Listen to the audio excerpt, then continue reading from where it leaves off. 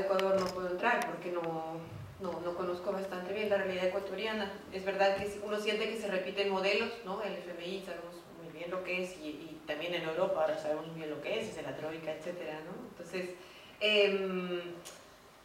sientes como una vuelta de siglo, etcétera. Tampoco me ha quedado muy claro lo que comentabas a nivel de los pueblos originarios y sus movimientos, ¿no? Yo creo que va a dar estos días para poder explorar y rascar bien y entender qué está pasando en Ecuador, suerte que varios de ustedes aquí conocen bien esa realidad, ¿no? A mí me ponen esa pregunta sobre los gobiernos progresistas y es una pregunta que no es nada fácil, ¿no? Yo diría, quisiera deslindar, ¿no? O sea, en primer lugar, aquí me presentan como en el perfil, el buen Gonzalo me presenta como facilitadora de la campaña global. La campaña global es una red de más de 230 organizaciones, movimientos a nivel mundial que enfrenta al poder corporativo. Algunos de los miembros son, por ejemplo, el MAVI, el MST o la Unión de Afectados por la Chevron Texaco, etcétera, ¿no? Entonces, yo como facilitadora de la campaña global, si traigo el análisis y intento, ¿no?, como plasmar aquí el trabajo que hace la campaña global, no puedo decir que haya una opinión clara sobre lo que pasa con los gobiernos progresistas. Hay debates, no hay acuerdos. Yo diría así, más bien, por decirlo sencillamente, no hay acuerdos, ¿no? Hay debates. Hay muchos acuerdos sobre muchas cosas, por eso trabajamos bien, pero sobre eso no. Entonces, desde ese punto de vista, me costaría como responder realmente. Además, también las palabras que le has puesto, ¿no?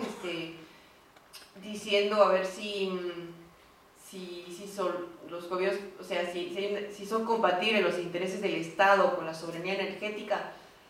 Yo no bien lo plantearía así. Me parece que lo que está detrás aquí es hasta qué punto de vista podemos, a la hora de repensar y cambiar este modelo energético, contar con esos estados progresistas, ¿no? Hasta qué punto es útil su moverse, su presencia, su capacidad de actuación para esta tarea que nos hemos puesto entre todas, ¿no? Que es este cambio, ¿no? Yo personalmente, o sea, interpretaría la pregunta de esa forma.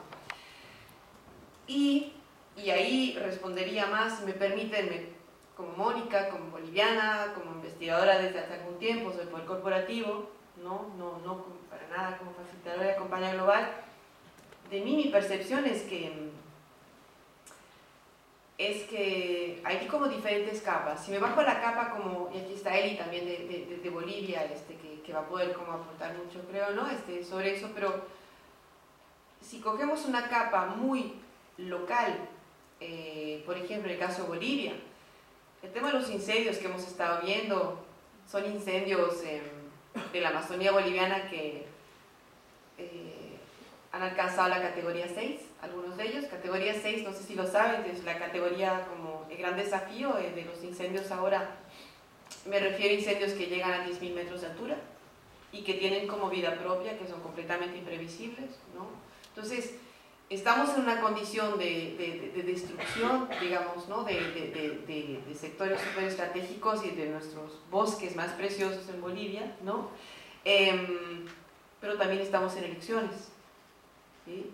Entonces, me estoy refiriendo a la política ustedes saben lo que es estar en elecciones. Cuando uno está en elecciones también necesita hacer promesas, ¿no? Y necesita dar la sensación de que va a poder cumplir esas promesas.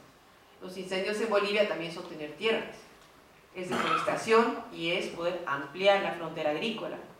Entonces, el hecho de actuar o no frente a unos incendios implica el hecho de que se pueda ampliar o no la frontera agrícola, algo que alguna gente, algunas comunidades o empresarios puedan tener más tierras, ¿no? Entonces, eso es una capa electoral, de control territorial, de qué actores tienen más peso, etcétera, que existe en Bolivia y que es un ejemplo de a qué se enfrenta un gobierno progresista, a aquellos enfrentados con movimientos cuando tenemos un gobierno progresista, ¿no? Eso es como una pequeña pauta. Y otra pauta para mí, que es como sumamente clave, es el tema de la independencia. Yo en Bolivia es que he visto algo que no he visto en ningún lugar, la verdad, al menos en América Latina, y no conozco bastante los otros continentes. He visto digamos, lo que llamamos el pacto, y lo pongo en pasado, el Pacto de Unidad Nacional, o sea, el grado más, a mi parecer, más profundo de articulación, de articulación popular de diferentes sectores, ¿no?, en un país, ¿no? Los pueblos indígenas de las tierras altas, los pueblos indígenas de las tierras bajas, ¿no?, los trabajadores, las trabajadoras, ¿no?, las organizaciones campesinas, ¿no? Tenemos organizaciones fuertes en Bolivia, ¿no?, fuertes, antiguas, bien estructuradas. Lograron lo que se llamaba el Pacto de Unidad Nacional cuando inicia el gobierno de Evo Morales. Eso no tenía precedentes, porque articulados, ¿no?, y representando a la mayoría de la población boliviana, ahora sí, a la mayoría, porque ustedes saben, el 70% de la población boliviana es indígena, ¿no? O sea, realmente estamos hablando de un grado de representación y legitimidad muy alto, proponen al gobierno como gobernar con él, ¿sí? O sea, como tener vale, o sea, ya que eres un gobierno popular, vamos a hacerlo juntos, ¿no?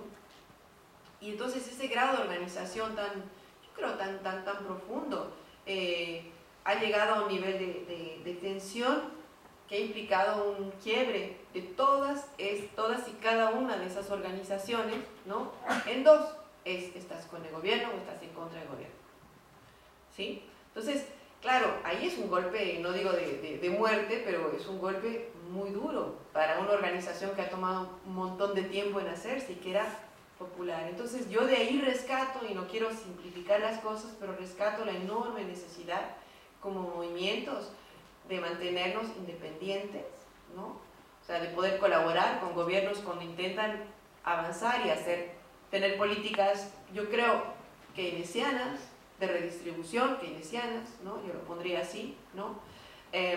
Poder articularse, abrirse, etcétera, ¿no?, a colaborar, pero siempre desde la independencia. Yo creo que el día que los movimientos pierden la independencia, ¿no?, están presas de lo que comenta Gilberto, ese deslinde que hay entre poder y gobierno, ¿no? Y es un peligro enorme, ¿no? Perdón, ya, me callo. Bueno, he pasado